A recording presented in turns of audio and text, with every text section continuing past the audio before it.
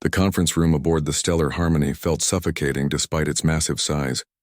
Representatives from 12 different species sat around the crystalline table, their various breathing apparatus and environmental suits creating a symphony of mechanical whirs and clicks. The air recyclers worked overtime to maintain the delicate atmospheric balance that kept everyone alive in the same space. Maya Chen sat perfectly still in her simple black uniform, hands folded in her lap. At 19 standard years, she was the youngest being in the room by at least 3 decades. Her dark hair was pulled back in a practical ponytail, and her brown eyes remained fixed on the holographic display floating above the table's center. The display showed the Kepler 442 system, where a human colony ship had gone silent 6 months ago. The Veltari ambassador, a tall insectoid creature with iridescent chitin, clicked his mandibles in what passed for their species' version of impatience. "The situation is clear," he said through his translator unit. "The humans ventured too far into contested space. Their fate is unfortunate but predictable." Unfortunate. The Zaraki delegate's trunk-like appendage slammed against the table, causing several smaller species to flinch. 300,000 sentients disappeared without a trace. This goes beyond unfortunate. Maya's fingers tightened slightly, but she remained silent. Around the table, the debate continued as it had for the past 4 hours. The Hegemony Council was paralyzed by bureaucracy and fear. Each species had their own interpretation of what had happened to the colony ship New Horizon, and none of them wanted to risk their own people to find out the truth. "The Kethavar Empire claims no responsibility," hissed the serpentine delegate, her scales shifting colors with each word. "That system borders our territory, yes, but we had no involvement in whatever befell the humans." Admiral Thekmore of the Galactic Defense Corps, a blue-skinned humanoid with 4 arms, spread all his hands in a gesture of helplessness. "Our long-range sensors detected massive energy discharges in that region approximately 6 months ago. However, by the time our scout ships arrived, there was nothing but debris and radiation signatures we couldn't identify. Radiation signatures that match no known weapon in our databases," added the Crystalline Consortium's representative, their voice resonating through their silicon-based form like wind chimes. "Whatever destroyed that colony ship and potentially the planet-side settlement used technology beyond our current understanding." The Veltari ambassador's antennae twitched. "All the more reason to avoid the system entirely. We should establish it as a quarantine zone and move on." The humans knew the risks when they chose to colonize so far from protected space. Maya's jaw clenched almost imperceptibly. She had been listening to variations of this same argument for hours. The representatives spoke about the lost colonists as if they were merely numbers on a report, not real people with families, dreams, and lives cut short. "The human delegate has been remarkably quiet," observed the Ethereal Collective's representative, a being of pure energy contained within a specialized suit. "Does Terra have nothing to say about the fate of their own people?" All eyes turned to Maya. She could feel the weight of their attention, some curious, others dismissive. To most of them, she was just a child sent by a species too young and too reckless to understand the dangers of the galaxy. Humans had only been part of the galactic community for 57 years, making them the newest and least experienced members. "The human representative is quite young," the Velthari ambassador noted, with what might have been condescension. Perhaps Terra's government felt this matter was not important enough to send someone with actual authority. A few delegates made sounds that their translators interpreted as agreement or amusement. Maya felt her heart rate increase slightly, but her expression remained neutral. She had been chosen for this mission precisely because of her youth and apparent harmlessness. What none of them knew was that Maya Chen was not just any human representative. The debate resumed around her, voices rising as the various species argued about jurisdiction, resource allocation, and risk assessment. The Zaraki delegate continued pushing for a joint investigation mission. The Crystalline Consortium worried about the economic implications of avoiding such a resource-rich system. The Kethvar insisted they had territorial rights that superseded any rescue operation. Maya closed her eyes for a moment and thought about the message that had brought her here. A single transmission, lasting only 3.7 seconds, had been detected by a deep space monitoring station 2 weeks ago. It had come from the Kepler 442 system, specifically from the coordinates where the human colony had been established. The message was simple: "Help us." But what made Maya's blood run cold wasn't the words themselves. It was the voice that spoke them. The voice belonged to her sister. Sarah Chen had been the chief agricultural officer aboard the New Horizon. She was supposed to help establish the farming systems that would feed the new colony. The last message Maya had received from her was a cheerful video call sent just days before the ship had reached its destination. Sarah had been excited about the new world they were going to call home, talking about the soil composition reports and the potential for growing Earth crops in alien soil. Now Sarah was either dead or trapped somewhere in a system that had seemingly consumed an entire colony without a trace, and the Galactic Council wanted to write it off as an acceptable loss. The argument was reaching a crescendo when the Hegemony Chancellor, an ancient being whose species had been extinct for millennia, but whose consciousness survived in a mechanical form, called for order. "We have debated this matter extensively," the Chancellor's synthesized voice echoed through the chamber. "It is clear that we cannot reach a consensus on action. I propose we table this discussion and revisit it at our next quarterly assembly." Quarterly assembly? The Zaraki delegate's trunk whipped through the air. That's 3 months away. If there are survivors, they could be dead by then. The risks of mounting a rescue operation are too great, the Velthari ambassador replied coolly. "We cannot endanger multiple species for the sake of one that was foolish enough to venture into dangerous territory." Maya's eyes snapped open. 13 seconds passed in complete silence. Then she stood up. The sound of Maya's chair scraping against the metal floor cut through the chamber like a blade. Every conversation stopped. Every breathing apparatus seemed to pause. The silence stretched until it became almost physical, pressing against the walls of the massive conference room. Maya walked slowly around the table, her soft-soled boots making barely any sound on the polished deck. Her movements were fluid, controlled, almost predatory in their grace. She stopped behind the Velthari ambassador's chair and placed one small, pale hand on the back of his seat. "You called my people foolish," Maya said quietly, her voice carrying despite its soft tone. The universal translators around the room hummed as they processed her words into dozens of different languages and communication methods. The Velthari ambassador's head swiveled to look at her, his compound eyes glittering. "I stated a fact. Humans are young, inexperienced, and prone to taking unnecessary risks. Your species has been in space for less than a century. You lack the wisdom that comes with age." Maya nodded slowly, as if considering his words. "You're right about one thing. We are young. By your standards, incredibly young. The Velthari Collective has been traveling the stars for over 12,000 years. The Crystalline Consortium for 30,000. The Kethver Empire for 8,000. She began walking again, circling the table like a shark. "Do you know how long humans have existed as a species?" "I fail to see the relevance," the Velthari ambassador clicked. 300,000 years, Maya continued, ignoring his dismissal. "We spent most of that time on one planet. One small, violent, dangerous planet that most of you wouldn't survive on for more than a few hours without extensive life support." She stopped in front of the massive display showing the Kepler 442 system. The holographic stars cast blue light across her face, making her look older than her 19 years. "Earth has a gravity that would crush most of you. Weather systems that could freeze or cook you to death in minutes. Predators that could tear apart your environmental suits with their bare claws. Diseases that would kill you before your immune systems even recognized them as threats." The Ethereal Collective's representative shimmered. "What point are you attempting to make, child?" Maya smiled, and several delegates unconsciously shifted away from her.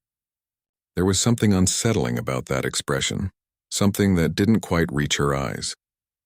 "The point is that you've all been in space for thousands of years, but you've never had to survive a death world. You've never had to evolve alongside predators that could end you in seconds. You've never had to build civilizations while fighting off plagues, natural disasters, and the 1,000 other things that tried to kill our ancestors every single day." She turned back to face the assembly. "You call us young and inexperienced. I call us survivors." Admiral Thekmore's forearms crossed defensively. "This philosophical discussion is irrelevant to the matter at hand. The Kepler 442 system is dangerous. Whatever destroyed the human colony could threaten any rescue mission we send." "Could threaten," Maya repeated. "But you don't know what it actually is, do you? 6 months of analysis and your best scientists still can't identify the weapon signatures. Your most advanced sensors can't penetrate whatever is hiding in that system. Your fastest scout ships won't go close enough to get real intelligence. The Zoraki delegate's trunk curled with interest. You speak as if you have additional information, young human. Maya reached into her jacket and withdrew a small data crystal. She placed it on the table, and the holographic display immediately shifted to show a new set of readings. The assembled delegates leaned forward to study the information. 2 weeks ago, we received a transmission from the Kepler 442 system, Maya said. 3.7 seconds of audio. A distress call. The chamber erupted in surprised noises from a dozen different species. The hegemony chancellor's mechanical form whirred as it processed this information. Why was this intelligence not shared immediately? Because we knew what your response would be, Maya replied calmly. The same response you've had to everything involving humans since we joined the galactic community. Dismissal, condescension, assumptions. That we don't understand the real dangers of space. The Kethvar delegates' scales shifted to an angry red. You accuse us of bias while withholding critical information. This proves our point about human arrogance, does it? Maya asked. Or does it prove that we understand you better than you understand us? She gestured to the data crystal. That transmission came from the surface of Kepler 442b, from the coordinates of the main colony settlement. Whatever destroyed the New Horizon didn't wipe out everyone on the planet. The Veltari ambassador's mandibles clicked rapidly, 1 transmission in 6 months. Even if there are survivors, the situation is clearly hopeless. Mounting a rescue operation would be throwing good lives after bad. Maya's expression didn't change, but the temperature in the room seemed to drop several degrees. When she spoke again, her voice carried an edge that made several delegates unconsciously activate their personal defense shields. The voice on that transmission belonged to my sister. The silence returned, heavier than before. Maya could see the calculations running behind their eyes. She was no longer just a young diplomat arguing about abstract colony numbers. She was a human with a personal stake in the outcome, and everyone in the room knew what humans were capable of when their family was threatened. I see, the Ethereal Collective's representative said carefully. This explains your emotional investment in the situation. However, personal feelings cannot override rational assessment of risk. Risk, Maya repeated and laughed. The sound was not pleasant. You want to talk about risk? Let me tell you about risk. She began walking around the table again, but this time her movements were different, more predatory, more dangerous. The smaller species began shifting nervously in their seats. Every day on Earth was a risk. Every hunt our ancestors went on. Every night they slept in caves with predators prowling outside. Every winter that threatened to freeze them to death. Every disease that swept through their tribes. For 300,000 years, humans faced extinction on a daily basis. She stopped behind the Crystalline Consortium's representative. Do you know what that kind of evolutionary pressure creates? It creates a species that doesn't give up. Ever. A species that looks at impossible odds and finds a way to survive anyway. A species that runs toward danger instead of away from it when their people are threatened. The consortium members' crystalline form resonated with uncertainty. Such aggression is precisely why many of us questioned allowing humans into the galactic community. Maya's smile returned, and this time it was genuinely terrifying. Aggression? You haven't seen aggression yet. She moved to the center of the room, standing directly under the holographic display. The blue light made her look like some ancient predator, beautiful and deadly. Here's what's going to happen, she said quietly. I'm going to Kepler 442, with or without your permission, with or without your help. The only question is whether you want to maintain the illusion that the galactic community actually means something, or whether you want to admit that you're all too scared to help when it really matters. The hegemony chancellor's mechanical voice cut through the tension. You cannot undertake such a mission alone. It would be suicide. Maya turned to look directly at the ancient consciousness. Maybe, but that's the difference between humans and the rest of you. We're willing to die for our people.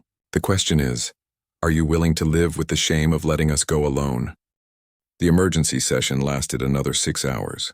Maya sat in her chair, hands folded, watching as the Galactic Council tore itself apart, trying to decide what to do with her ultimatum. She said nothing more, didn't need to. The seed had been planted, and now she could watch it grow into the tree that would either support her mission or hang the Council's reputation.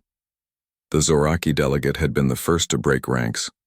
The human raises valid points about our response protocols, he had rumbled. his massive trunk gesturing toward the holographic display. If there are survivors, we have a moral obligation to attempt rescue. Moral obligation?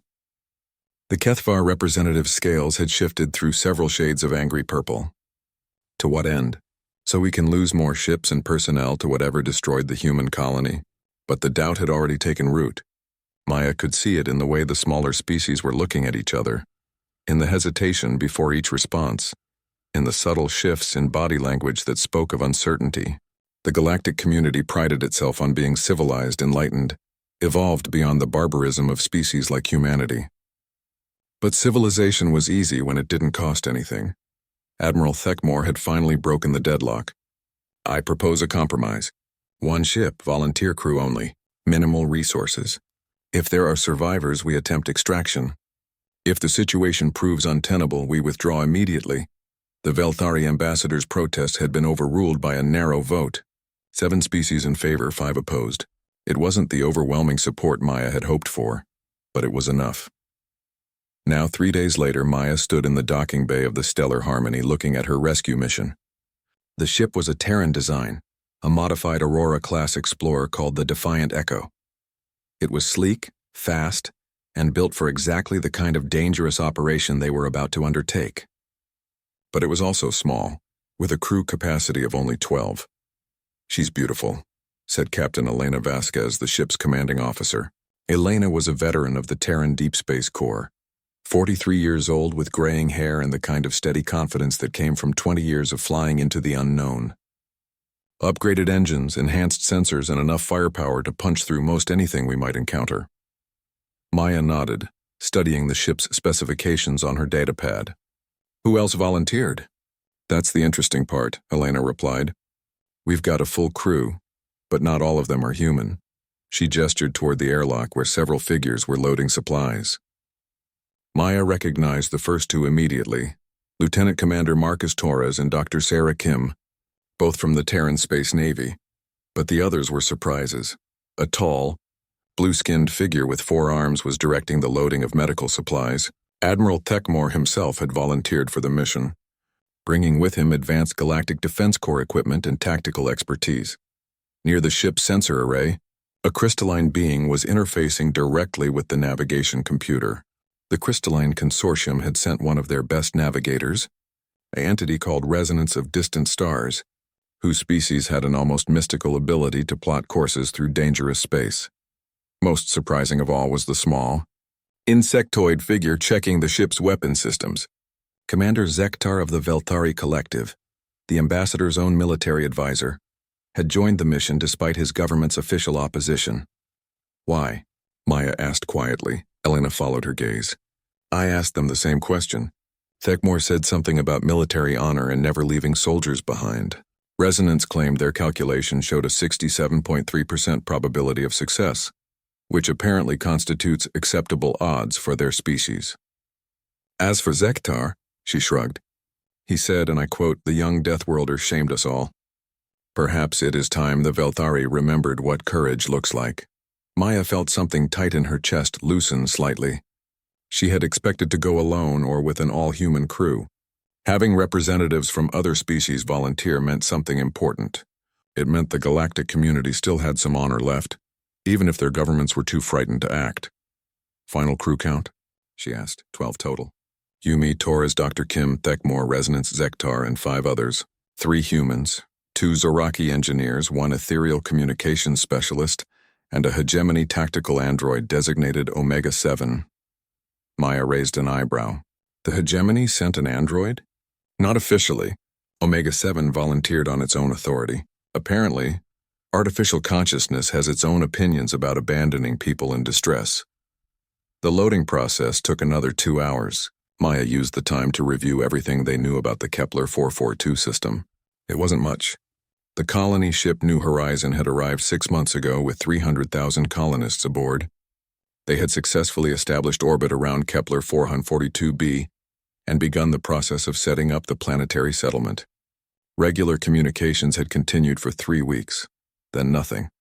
The first sign of trouble had been detected by long-range sensors from a Galactic Defense Corps monitoring station. Massive energy discharges unlike anything in their databases, By the time scout ships had arrived to investigate, they found only debris and radiation signatures that didn't match any known weapon technology. The debris field told a story of complete destruction.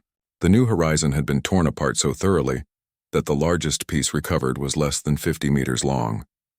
Whatever had attacked the ship had done so with overwhelming force and complete surprise. But the transmission Maya had received changed everything. If Sarah was alive, if there were survivors on the planet's surface, then the complete destruction of the colony ship hadn't been the end of the story. "Final systems check complete," announced Dr. Kim over the ship's intercom. "All crew report to stations. We launch in 30 minutes. Maya made her way to the bridge where the mixed crew was running through pre-flight procedures. It was strange seeing species that rarely cooperated working together so seamlessly. Resonance of Distant Stars was interfacing directly with the navigation computer, while Thekmor coordinated with the Zoraki engineers to optimize the ship's power distribution. Even Zektor had found a way to integrate Velthari tactical protocols with human combat systems. "Course plotted and confirmed," reported Resonance, their crystalline voice resonating through the bridge. "Estimated travel time to the Kepler 442 system, 14 days using our standard jump drive." Captain Vasquez nodded from the command chair. "All stations report ready. Maya, this is your mission. Give the word." Maya looked around the bridge one more time. 12 beings from 6 different species, all volunteering to risk their lives for people they had never met. It was either the most hopeful thing she had ever seen or the most foolish. "Take us out," she said, quietly. The Defiant Echo detached from the stellar harmonies, docking bay, and accelerated away from the massive diplomatic vessel. Behind them, Maya could see the lights of a dozen other ships, representatives of the galactic community who had chosen to debate rather than act. "Jump drive charging," reported Torres from the engineering station. "Ready to initiate jump sequence on your command, Captain." Elena looked at Maya one more time. "Last chance to reconsider. Once we make this jump, there's no going back." Maya thought about Sarah's voice on that 3-second transmission, about 300,000 people who might be dead or might be fighting for their lives on an alien world, about a galactic community that had almost chosen to abandon them rather than risk a rescue mission. "Jump," she said. Space twisted around them, and the Defiant Echo disappeared into the void between stars, carrying its small crew toward whatever was waiting in the Kepler 442 system. Behind them, the lights of the diplomatic fleet grew smaller and smaller until they vanished entirely, leaving only the cold stars and the unknown darkness ahead. The journey through hyperspace gave Maya too much time to think. For 13 days, she found herself staring out the observation windows at the swirling colors of folded space, trying not to imagine what they might find when they reached their destination. The crew had settled into an efficient routine, with each species contributing their unique abilities to keep the ship running at peak performance. Dr. Kim had established a medical bay that could treat virtually any known species, combining human surgical techniques with galactic medical technology.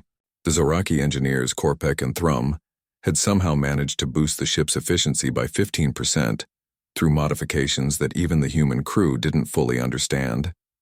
Omega-7, the hegemony android, had taken over tactical analysis and threat assessment, its mechanical mind processing combat scenarios faster than any organic intelligence could follow. But it was the conversations during meals that kept Maya grounded. Despite their different species, different cultures, and different reasons for being there, the crew had found common ground in their shared purpose. "Tell me about your sister," Resonance of Distant Stars had asked during one of these dinners. The crystalline being's voice carried harmonics of genuine curiosity. A sound like wind chimes in a gentle breeze. Maya had found herself talking about Sarah for the first time since receiving the transmission, about how Sarah had always been the optimist, the one who saw potential where others saw problems, how she had volunteered for the colony mission because she believed humanity's future lay among the stars, working alongside other species to build something better than what any of them could create alone. "She sounds like someone worth risking everything for," Zektar had observed, his mandibles clicking in what Maya had learned was approval among his species. Now, as they prepared to drop out of hyperspace at the edge of the Kepler 442 system, Maya felt the weight of that observation. Was one person worth risking 12 lives? Was any number of survivors worth potentially starting an incident that could destabilize relations between multiple species? The questions became irrelevant as reality reasserted itself around them. "Drop successful," reported Torres from the engineering station. "All systems nominal. We are on the outer edge of the Kepler 442 system." Captain Vasquez immediately began issuing orders. "Passive sensors only. I want a full system sweep before we announce our presence to whatever's in here. Resonance, can you plot us a stealth approach to the inner system?" "Calculating," the crystalline navigator replied, their form pulsing with soft light as they processed navigational data. "Recommendation: approach vector using the system's asteroid belt for cover. Multiple sensor shadows available for concealed movement." Maya moved to the science station where Omega-7 was analyzing long-range sensor data. The android's optical sensors were cycling through different spectrums, its mechanical mind cataloging everything they detected. "Initial observations are concerning," Omega-7 reported in its neutral, synthesized voice. "Debris field detected in orbit around Kepler 442b. Composition matches known materials from Terran colony ships. However, debris distribution suggests catastrophic destruction rather than gradual dismantling." The main screen shifted to show a magnified view of the planet. Kepler 442b was a blue-green world not unlike Earth, with visible continents and weather patterns. But orbiting around it was a scattered field of metallic debris, the scattered remains of humanity's hopes for a new world. "Life signs?" Maya asked quietly. Dr. Kim was coordinating with the ship's biological sensors. "Too far out for detailed scans, but I'm detecting atmospheric changes consistent with industrial activity. There's definitely something happening on the planet's surface." Admiral Thekmore's forearms moved across his tactical station with practiced efficiency. "No energy signatures matching known weapon systems. No active threats detected in our immediate vicinity. However, these readings are consistent with the original reports from Galactic Defense Corps scout ships." Maya felt her pulse quicken. "What kind of readings?" "Quantum fluctuations in local spacetime, gravitational anomalies that don't match any natural phenomena, and something else." Thekmore paused, his blue-skinned features creased with concentration. "Energy signatures that appear to be partially phased into subspace, as if whatever created them exists in multiple dimensions simultaneously." The bridge fell silent as everyone processed this information. Maya had studied the original scout reports, but hearing it described in person by one of the galaxy's most experienced military officers made it feel more real and more terrifying. "Recommendation?" asked Captain Vasquez. Zektar's mandibles clicked rapidly as he analyzed the tactical situation. "Unknown technology presents significant risk. However, lack of immediate hostility suggests possible intelligence rather than automated defense system. Propose cautious approach with diplomatic protocols prepared." "Diplomatic protocols for what?" Dr. Kim asked. "We don't even know what we're dealing with." Maya studied the sensor readings, trying to piece together what had happened to the New Horizon. The debris pattern suggested the ship had been torn apart from the inside out, as if something had fundamentally altered the molecular bonds holding it together. But the energy signatures were unlike anything in galactic databases. "We go in," she said finally, "but we go in ready for anything." The next 6 hours were spent in careful navigation through the asteroid belt. Resonance of distant stars proved their worth as a navigator, finding paths through the floating rocks that kept them hidden from any sensors that might be watching from the inner system. The Zoraki engineers worked constantly to dampen their engine signatures, while Omega-7 ran continuous threat assessments on every piece of debris they encountered. As they approached the planet, the details became clearer and more disturbing. The debris field was massive, containing not just pieces of the New Horizon but also what appeared to be fragments of planetary infrastructure. Orbital facilities that had been under construction, communication satellites, even pieces of the atmospheric processors that were supposed to make the planet more suitable for human habitation. "It's like something reached out and crushed everything in orbit," murmured Torres, studying the destruction patterns. But the planet itself showed signs of life. Cities were visible on the day side, their lights creating geometric patterns against the darkness. Atmospheric composition indicated active industrial processes. Most importantly, Dr. Kim's biological sensors were detecting human life signs scattered across the surface. "Survivors confirmed," Dr. Kim announced, her voice tight with excitement and relief. "I'm reading approximately 40,000 human life signs concentrated in 3 major population centers. Also detecting non-human biological signatures, but the patterns are unfamiliar. Maya felt her heart race. 40,000 survivors out of 300,000 colonists. It wasn't the complete disaster they had feared, but it meant that 260,000 people were still unaccounted for. "Can you identify the non-human signatures?" asked Admiral Thekmore. "Negative. The biological patterns don't match any species in our databases. Whatever's down there evolved on this planet." Omega-7's optical sensors flashed, detecting incoming transmission from planetary surface. "Audio-only, human language patterns." Captain Vasquez nodded. "Put it through." The bridge speakers crackled with static, then a voice emerged from the interference. It was weak, distorted by atmospheric interference, but unmistakably human. "Anyone out there? This is Colony Command. Emergency transmission. We have established contact with indigenous intelligence. Situation is complicated. Requesting immediate evacuation for non-essential personnel. Repeat, we have made contact with the native species." The transmission cut off, leaving only static. Maya's hands were shaking as she looked around the bridge. The voice hadn't been Sarah's, but it proved that organized human presence still existed on the planet. More importantly, it suggested that whatever had destroyed the New Horizon might not have been an attack but rather a misunderstanding. "Indigenous intelligence," Resonance repeated, their crystalline form pulsing with what might have been excitement. "First contact scenario." "This changes everything." "Does it?" asked Zektar. "Unknown species with technology capable of destroying starships. 40,000 human survivors in an unknown situation. This is potentially more dangerous than a simple rescue mission." Captain Vasquez was already making decisions. "We maintain current position and attempt to establish direct communication with the surface." "Maya, this is still your mission, but we're looking at a possible first contact situation. That falls under galactic community protocols." Maya nodded, understanding the implications. If there was an indigenous species on Kepler 442b, if they possessed advanced technology, if humanity had somehow made contact with them, then this mission had just become about much more than rescuing colonists. "Omega-7, can you clean up that transmission? I want to hear everything they said." "Processing," the android replied. "Enhanced audio should be available in 37 seconds." The enhanced transmission changed everything. Maya sat in the captain's chair, listening to the message for the 5th time, trying to understand what they were walking into. The words painted a picture of something far more complex than a simple rescue mission. "The architects are peaceful, but we fear we have awakened something else," she repeated quietly. "Machines in the deep places. Awakening cycles." Dr. Kim was running continuous biological scans of the planet's surface. "I'm detecting massive underground structures. Geometric patterns that suggest artificial construction, extending down at least 50 kilometers. Whatever civilization built these things, they were incredibly advanced." Admiral Thekmore's tactical analysis was equally disturbing.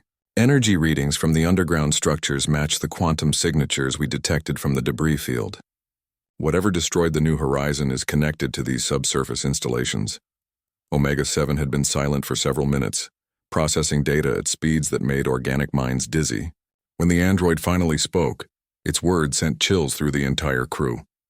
"Probability analysis suggests the following scenario. Human colonists made contact with indigenous intelligence designated architects. Peaceful contact established. However, human presence triggered automated defense systems belonging to a different, possibly extinct civilization. These systems, designated machines in the deep places, respond to surface activity with extreme prejudice." Zektar's mandibles clicked nervously. "Are you suggesting there are 2 different alien species on this planet?" "Affirmative. One peaceful and apparently biological. One automated and hostile to surface dwellers. The destruction of the New Horizon was likely caused by the automated systems responding to what they perceived as an invasion." Captain Vasquez was already plotting approach vectors. "If there are still awakening cycles, we need to time our approach carefully." "Resonance, can you detect any patterns in the planetary energy signatures?" The crystalline navigator interfaced with the ship's sensors, their form pulsing with rapid calculations. "Detecting cyclical energy fluctuations with a period of approximately 73 hours. Next peak energy phase begins in 18 hours 26 minutes. Maya felt time pressing against her like a physical weight. If the automated systems activated every 3 days, And if the human survivors were requesting evacuation before the next cycle, they had less than 19 hours to reach the surface and extract 40,000 people. That's impossible, Dr. Kim said, voicing what everyone was thinking. We can't evacuate 40,000 people in 18 hours. We'd need a fleet. Then we don't evacuate everyone, Maya replied quietly. We evacuate who we can and find a way to protect the rest. The Zoraki engineers, Korpek and Thrum, had been consulting each other in their species' rapid-fire language. Now Thrum spoke up, his trunk-like appendage gesturing toward the sensor displays. Underground structures show thermal patterns consistent with active machinery. If machines sleep during low-energy periods, possible to approach during dormant phase. However, human presence on surface suggests coexistence possible under certain conditions. Maya was beginning to see the outline of a plan. The humans have been surviving down there for 6 months. They've found a way to coexist with both the architects and the machines.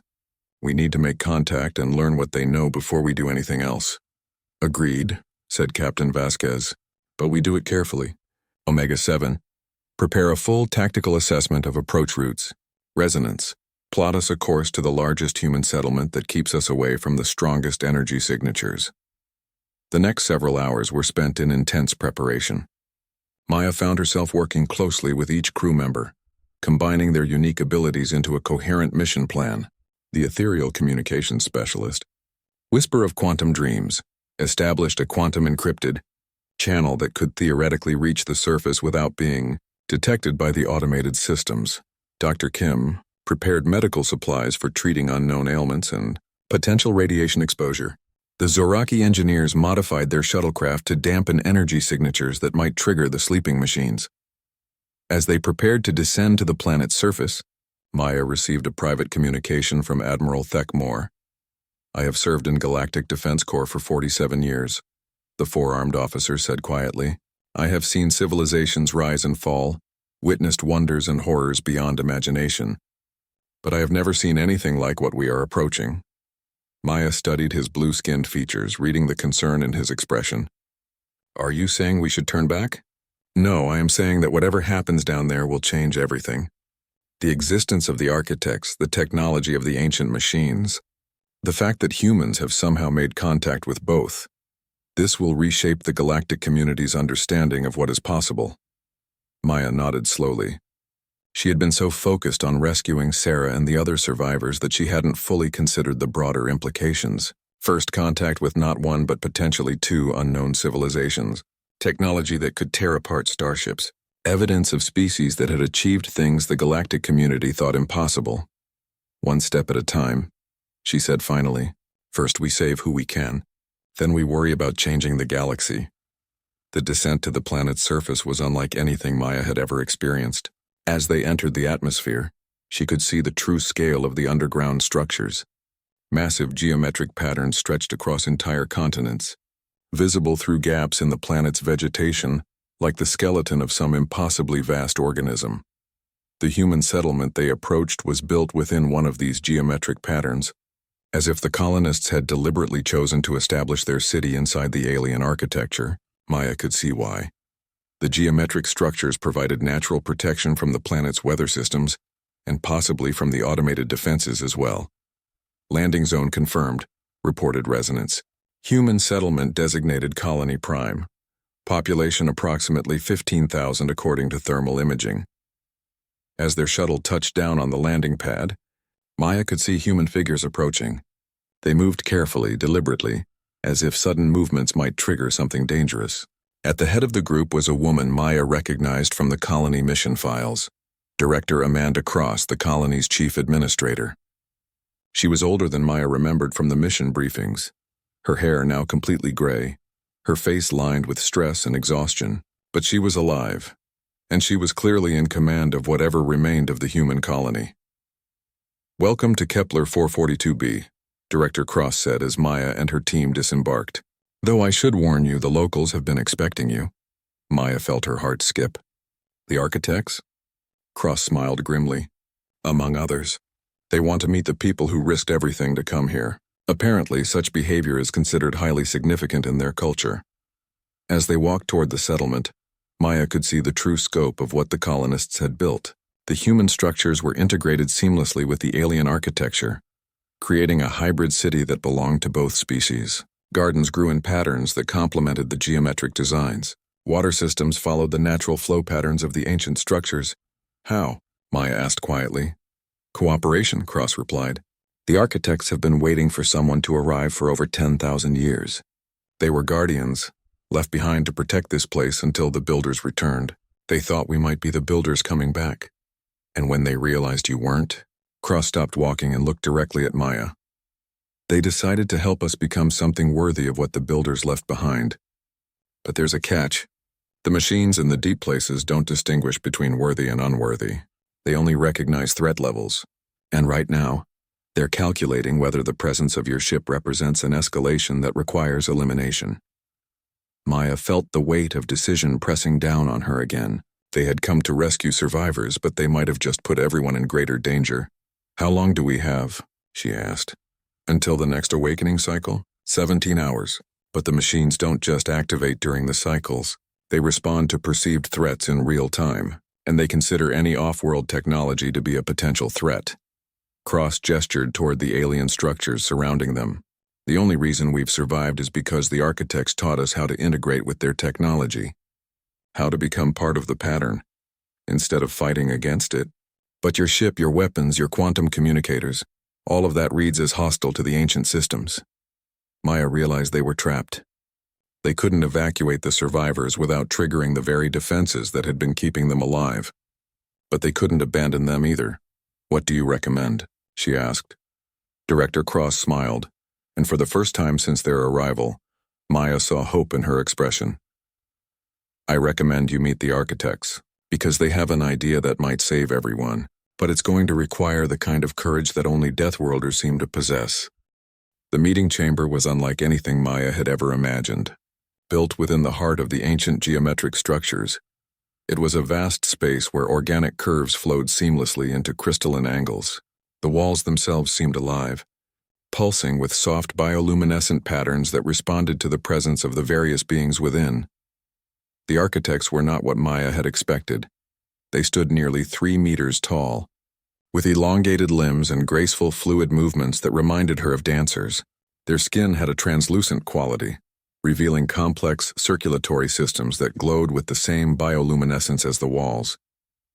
Most striking were their faces, elongated and angular, with large eyes that held depths of intelligence and something that might have been infinite sadness.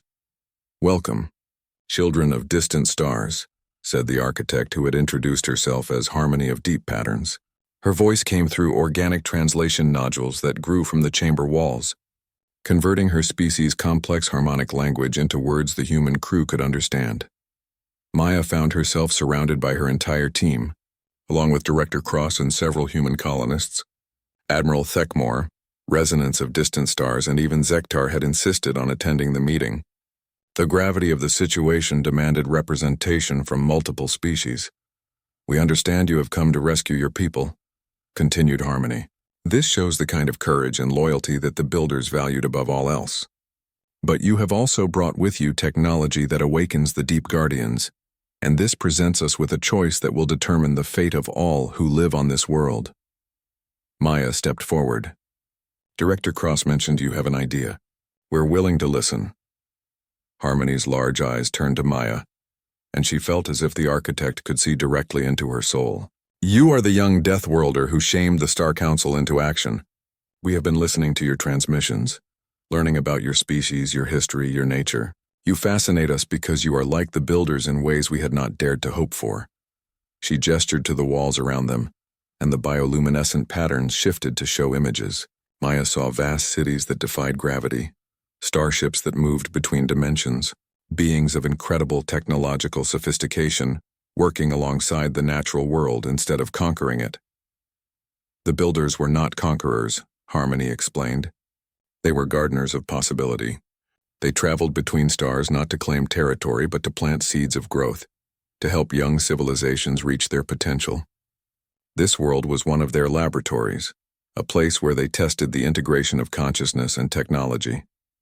The images shifted, showing the same beings working deep underground, constructing the massive geometric structures that still dominated the planet's landscape. But the builders faced an enemy they could not defeat through wisdom alone, an ancient intelligence that consumed civilizations, turning their own technology against them. In their final act, the builders created the Deep Guardians, machines that would protect their work until their children could return to claim the inheritance. Admiral Thekmore's 4 arms crossed thoughtfully. Children meaning the builders' descendants? Children meaning anyone who proved worthy of what the builders created. The test was simple. Could a species reach this world without triggering the Deep Guardians? Could they demonstrate the wisdom to work with existing life rather than dominating it? Maya felt pieces clicking together in her mind. The humans failed the test. The New Horizon was destroyed because it registered as a threat. Not failed, Harmony corrected gently. Partially succeeded. The destruction of your star vessel was regrettable, but some of your people reached the surface and demonstrated the capacity for cooperation. They learned to work with us, to integrate their technology with ours, to become part of the pattern rather than disrupting it. Director Cross stepped forward. The architects taught us to modify our equipment, to work within the planetary systems instead of imposing our own. It's been 6 months of careful adaptation, but we've created something new, something that neither humans nor architects could have achieved alone. Resonance of distant stars pulsed with curiosity. What kind of integration? Harmony gestured again, and the chamber walls became transparent, revealing the city beyond. Maya could see human children playing alongside young architects in gardens that bloomed with both earth plants and alien flora. She saw human engineers working with architect biotechnicians to create structures that seemed to grow rather than being built. Symbiosis, Maya whispered. Precisely, but now your rescue mission threatens to disrupt the balance we have achieved. The arrival of your star vessel has raised the Deep Guardians' threat assessment to critical levels. They are preparing for the possibility that the ancient enemy has found this world. Omega-7's optical sensors flashed as it processed this information. Estimated time until the Deep Guardians classify our presence as hostile? 12 hours, 47 minutes, Harmony replied with disturbing precision. Unless we can demonstrate that your arrival represents cooperation rather than conquest. Maya felt the weight of decision settling on her shoulders again. What do you need us to do? The Deep Guardians respond to integration and cooperation. If your crew, representing multiple species from your galactic community, can successfully integrate with our systems, if you can prove that you come in peace and partnership rather than dominance, the threat assessment will decrease. Zektar's mandibles clicked nervously. Integration how? We do not share your biology. Harmony's expression showed what might have been amusement. The builders were practical beings. They understood that consciousness takes many forms. The integration is not biological, but philosophical. You must demonstrate that you can work as partners with intelligence different from your own. Dr. Kim was studying the alien biotechnology visible through the transparent walls. This is incredible. The level of biological and technological integration is beyond anything in our databases. How is it possible? The builders understood that consciousness and technology are not separate things, Harmony explained. They created systems that respond to intent, to cooperation, to the desire to nurture rather than consume. Your human colonists have learned to work within these systems. Now we ask if you and your diverse crew can do the same. Maya looked around at her team.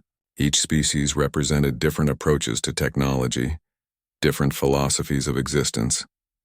The humans with their adaptability and determination, the Galactic Defense Corps with their military precision, the crystalline beings with their mathematical perfection, the Velthari with their ancient wisdom, the Zaraki with their engineering expertise. What exactly would integration involve? Asked Captain Vasquez. Harmony moved to the center of the chamber and the walls around them began to pulse with new patterns. Each of your species would connect with a different aspect of the planetary systems. Not permanently, but long enough to demonstrate cooperation. The Deep Guardians would recognize the pattern and update their threat assessment. And if it doesn't work, Maya asked quietly, then the Deep Guardians will activate fully during the next cycle. Your star vessel will be destroyed, as will much of what we have built here. The survivors would be forced deeper underground, and any hope of evacuation would be lost. Maya felt the familiar sensation of impossible odds and necessary choices. It was the same feeling her ancestors must have experienced when facing predators in the African grasslands, when confronting natural disasters that could wipe out entire tribes, when making the decision to leave their home planet and venture into the unknown. "How do we start?" she asked. Harmony's large eyes seemed to brighten. "We start with trust. Each member of your crew will bond temporarily with one of our biotechnological systems. You will share consciousness briefly with the planetary intelligence, allowing it to understand your intentions and allowing you to understand the patterns that govern this world." Admiral Theckmore's tactical training was clearly warring with the mission requirements. The risk of mental contamination or technological compromise is significant, Harmony agreed. But the alternative is the certain death of 40,000 humans and the loss of everything the builders created here. Maya looked at each member of her crew in turn. She saw determination in their faces mixed with fear and uncertainty. They had all volunteered for this mission knowing it might be a one-way trip. Now they were being asked to literally merge their consciousness with alien technology. "I'll go first," Maya said quietly. "No," said Captain Vasquez firmly. "I'm the commanding officer. If anyone takes the risk..." "With respect, Captain, this was my mission from the beginning. My sister is down here somewhere. My people are the ones who need saving. I should be the one to take the first risk." Harmony watched this exchange with what seemed like approval. The willingness to sacrifice for others. "This is very much like the builders." "Very well, young Deathworlder. We will begin with you." Maya stepped forward, toward whatever waited in the heart of an alien world, carrying the hopes and fears of everyone who had followed her into the darkness between stars. Behind her, she could feel the presence of her crew, ready to follow her into whatever came next. The integration began with a touch. Maya placed her palm against the living wall of the chamber and immediately felt consciousness flood through her mind like warm water. But it wasn't overwhelming or alien. Instead, it felt like coming home to a place she had never been but had always known existed. She could sense the entire planet as a living system. The geometric structures weren't separate from the natural world but were part of it, grown rather than built, shaped by millions of years of careful cultivation. The deep guardians slumbered in the planet's core, ancient machines that dreamed of threats and protection. And threading through everything was the presence of the architects, their consciousness distributed throughout the planetary network like synapses in a vast brain.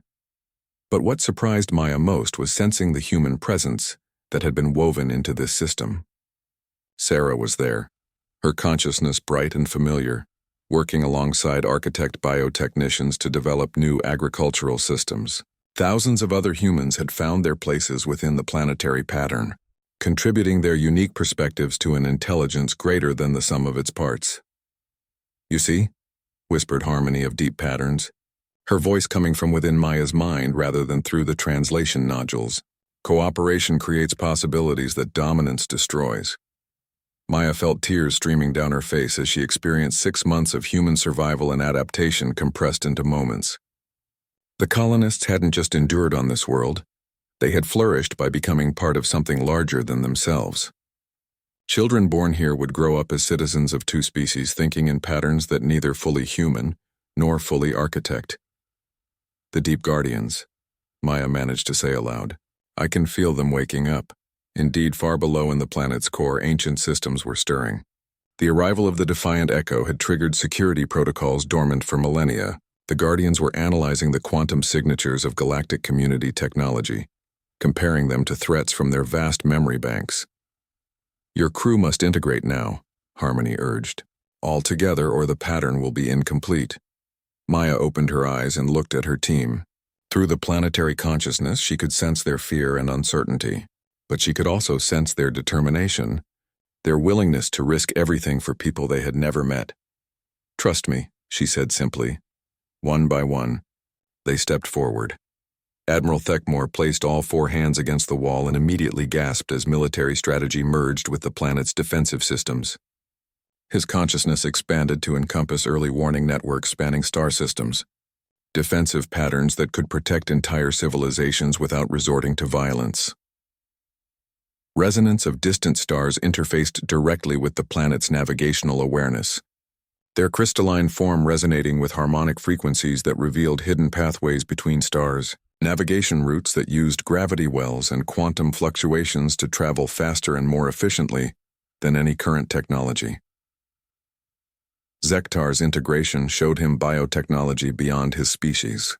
Wildest dreams, weapons that healed instead of destroyed, armor that grew stronger by protecting rather than attacking. The ancient wisdom of the Velthar merged with builder philosophy to create new possibilities for defense and diplomacy. Dr. Kim connected with the planet's biological systems and wept as she experienced healing technologies that could cure diseases by strengthening the entire ecosystem rather than targeting specific pathogens, medicine that worked with natural processes instead of fighting against them. The Zaraki engineers found themselves swimming in engineering concepts that made their best work seem primitive. Machines that maintained themselves by cooperating with their environment. Technology that grew stronger through symbiosis rather than consumption. Omega-7's integration was the most dramatic. The ancient artificial intelligence that governed the planetary systems recognized a kindred consciousness and welcomed the hegemony android as a long-lost sibling. For the first time in its existence, Omega-7 experienced emotions, joy at connection, wonder at possibility, love for the organic beings it had chosen to serve. And through it all, Maya felt the Deep Guardian's assessment protocols analyzing their merged consciousness. The ancient machines compared what they sensed to their programmed parameters, searching for signs of the consuming intelligence that had threatened the builders so long ago. The pattern held. The integration was complete, and slowly, carefully, the Deep Guardians powered down their weapons. Threat assessment updated, announced a voice that seemed to come from the planet itself. Cooperative intelligence pattern recognized. Welcome, inheritors. The integration chamber filled with light as security protocols that had been active for 10,000 years finally relaxed. Throughout the planet's underground networks, ancient systems came online, not weapons but tools for growth, exploration, and creation. Maya felt herself gently disconnected from the planetary consciousness, but the memory of connection remained. She looked around at her crew and saw the same wonder and transformation in their faces that she felt in her own heart. The evacuation, she said suddenly. We still need to get people off the planet before what? Asked Director Cross with a smile. The threat has passed. The Deep Guardians have accepted the human presence here. There's no longer any need for evacuation unless people choose to leave. Maya felt confusion mixing with relief. But the Galactic Council, they expect us to bring people back. Harmony of Deep Patterns stepped forward, her bioluminescent skin pulsing with what Maya now recognized as laughter. Young Deathworlder, you have given us something far more valuable than rescue. You have given us proof that the galactic community can be trusted with the Builder's legacy. The chamber walls became transparent again, revealing the hybrid city beyond. But now Maya could see it as it truly was. Not human structures adapted to alien architecture, but the beginning of something entirely new. A civilization that combined the best of multiple species' knowledge and wisdom. Some of your people will choose to return with you, Director Cross explained. Families who want to see Earth again, scientists who want to share what we've learned, diplomats who understand that this changes everything. But many of us have found something here that we never could have imagined. Maya thought about the sensation of being connected to a consciousness that spanned an entire world, about the possibilities she had glimpsed in those moments of integration. What happens now? Now we teach, said Harmony. The Builder's legacy was never meant to be hoarded by one species.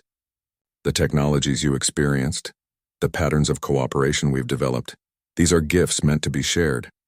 Your galactic community has proven worthy of the inheritance.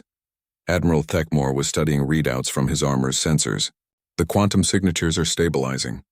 The technologies we interfaced with, they're not just defensive systems.